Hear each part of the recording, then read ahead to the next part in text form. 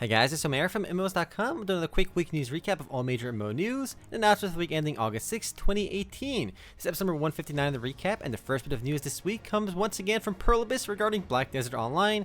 And the news is that the remastered version of the game that we talked a bit about last week might be launching a lot sooner than we originally thought.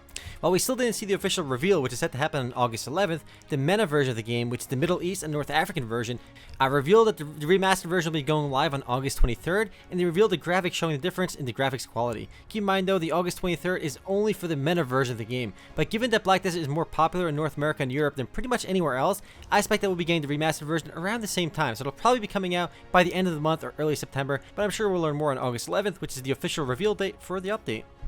Hopefully the remastered version is a free update for everyone, but we'll have to wait and see if that's true or not. Next up, some pretty big news from NCSoft. According to a job posting on the South Korean website, NCSoft is working on a brand new Aion-related PC MMORPG, which will be built on Unreal Engine 4. So yes, you heard it correctly, we're getting a new PC MMORPG, which will probably end up being a high-budget title as it's an NCSoft game. Now, this is great news because with the rise of mobile gaming, we've been getting less and less high-budget PC MMORPGs. No word on whether this is a sequel, prequel, spin-off, or something entirely different. All we know is that it's related to Aion in some way. The game isn't even officially announced just yet either, so it'll be some time before we actually learn what the game is all about or any kind of release date. But I am glad to see a new PC MMORPG in the works. Speaking of new games, we finally have a release date for Valve's digital card game Artifact, which is based on Dota 2. The game is launching on November 28th and will be priced at $20. It's the only big-time digital card game that seems to be going with the buy-to-play model instead of free-to-play, which Hearthstone popularized. The core gameplay mechanics in Artifact are a lot more complex than Hearthstone, so if you're looking for a strategic, in-depth game, this one is definitely worth checking out. One thing I really like about Artifact 2 is that it's actually a trading card game, meaning that you can actually buy, sell, and trade individual cards through the Steam Marketplace. So no need to open a billion packs to get that one card you're looking for. You can just buy them outright from other players. Yes, I know Hearthstone technically has dusting, but Magic the Gathering Arena doesn't. I am a bit skeptical about Artifact's decision to go with the buy-to-play model though, but given that it's Valve, I'm sure they'll sell extremely well. After all, it's the first new Valve game in basically forever. Next up, we have yet another new MMO in the pipeline. CCP Games, a company best known for EVE Online, signed a deal with Epic Games to use Unreal Engine 4 for all their upcoming unannounced projects. And one of those projects is an action MMO being developed by CCP's London studio. No word on what this new game is or what it's all about, but it's nice to see a big Western studio working on a new MMO. No word on if this is a PC or mobile game or not, though. All we know is that it'll be powered by Unreal Engine 4. I'm hoping it's a PC MMO, but we'll have to wait and see. Up next, I have a pretty mind-blowing stat for you guys. Fire Emblem Heroes earned $400 million in the last 18 months, making it by far the most successful Fire Emblem game ever. In fact, Heroes made more money than the next 10 best-selling Fire Emblem games combined. Given the game's success, expect Nintendo to launch more and more mobile games in the near future, as well as practically every other game company. For those curious about the data, just go on VG Charts and search Fire Emblem and look at the 10 best-selling games and add up all the unit sales and multiply it by the sale price, and you'll find that Fire Emblem Heroes actually sold more than all of those combined, which is absolutely nuts. Moving right along, Tera announced a round of server merges for the console version of the game, with the PC version of the game set to receive server merges later in the year. The console version of the game will go from 22 servers down to 7, and is all set to take place on August 20th. While merges are rarely viewed positively, they are a necessity and healthy for the long run of the game, as they'll make playing with friends a lot easier and make the servers feel more busy. The PC version of Tera currently averages about 1,360 players online at any given time on Steam alone, which certainly isn't too shabby.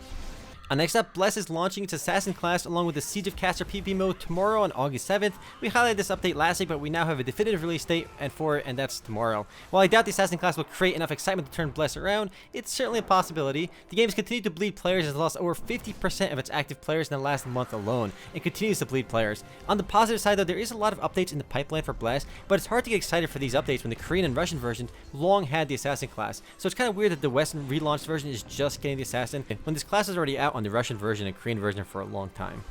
And given how bad the player base decline is, I suspect that Bless will be going free to play sooner rather than later, because they're losing so many players, they're going to want to turn things around, and maybe free to play might help them, but given how much of a bloated mess the game is, it's probably not going to save them. Up next, Sandbox PvP heavy MMORPG Albion Online launched their Merlin update this last week and introduces the new faction system where players can fight for 1 of 5 factions. The update also introduces revamped crafting, refining, and gathering systems along with streamlined market interface and other goodies. Albion Online currently averages about a bit over 500 players on Steam alone and many more off Steam. It actually just launched on Steam relatively recently. The game is a single mega server, so despite not having an enormous player base, the game still feels quite populated because everyone is playing on the same single mega server. Next up, My.com announced they'll be publishing the strategy MMO Conquerors Blade in North America and Europe. Conquerors Blade is a tactical medieval warfare MMO with large open world environments and territory control mechanics. The game will be free to play, but will offer founders packs between $15 and $100.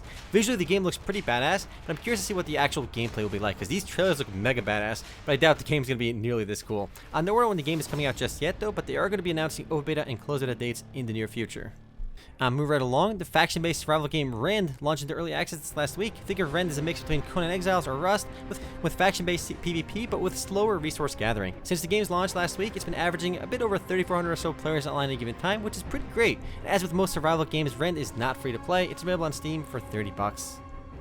Up next, Richard Garriott's MMORPG Shroud the Avatar got a visual makeover recently with the launch of Release 56 and is set to get additional improvements with Release 57, which is set to launch later in the month of August. Shroud the Avatar hasn't exactly taken off since it launched, as the game averages only about 157 players at any given time on Steam. Despite this though, the game is still chugging along quite nicely. It's still getting a regular stream of updates from the developer, so it's still being supported. If you like older MMORPGs or are looking for something similar to Ultima Online, this one is at least worth trying. It's quite a bit different from other MMORPGs out there. Next up, the fantasy MOBA Gigantic officially shut down last week on July 31st. Anyone following this saga shouldn't be too surprised with the game shutting down. Gigantic never managed to attract a large enough player base to support itself. It launched with quite a bang on Steam, but it quickly bled players until it pretty much died down. The game server shut down permanently on July 31st, arrested Pepperoni Gigantic. I do suspect that Hyper Universe will be joining Gigantic in the graveyard of dead MOBAs, which is littered with countless games now. It's just way too hard to compete with games like League of Legends, Dota 2, and Heroes of the Storm. Smite is basically there, but that's basically it. Those are like the 4 popular MOBAs, and there's nothing to compete outside of that at the moment. Next and last bit of news this week is a bit more positive. Runes of Magic is launching on Steam. Runes of Magic is an oldie, as it first launched back in the 2009 in the West, so it's nearly 10 years old now. Despite its age though, it's definitely one of the better free-to-play MMOs, at least back when it launched. The game's multi-classing system was pretty awesome, at least the way I remembered it. No word on when the specific release date is just yet, but the game Steam store page does say it'll be launching sometime in the month of August. I'll probably be giving this game a try once it launches on Steam, because I haven't played it in ages and I'm curious to see what it's like today. Anyway guys, that's it for MMO News this week. I'll see you guys tomorrow for the podcast. Later guys.